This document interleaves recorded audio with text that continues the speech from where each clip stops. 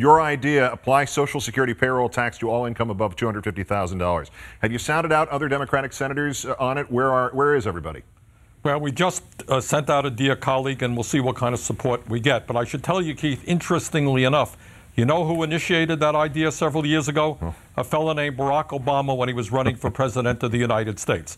So we look forward to the president's support. The bottom line here is Social Security is life and death for tens of millions of Americans.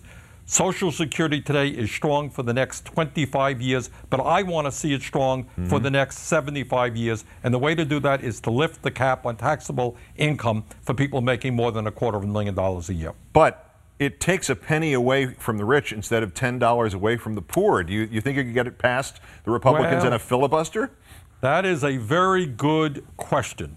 But I'll tell you this. At a time when we have the most unequal distribution of income and wealth of any major country on earth, when the top 1% who are doing phenomenally well earn more income than the bottom 50%, when we got people in my state of Vermont who are surviving on $14,000, $15,000 a year on Social Security, when you got a program that has worked so well for 75 years, we have got to make it very clear that we are going to protect Social Security, we're going to make it solvent for our kids and our grandchildren, and, by the way, we are not going to tolerate anybody who is thinking of cutting Social Security or raising the retirement age. What happens if it comes up on the table in the super committee?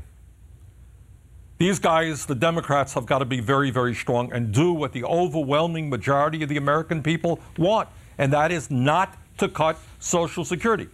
One of the issues that concerns me, Keith, there is the so-called chain CPI out there, right, which tells seniors, by the way, this is really laughable, that the current COLA formulation is too generous.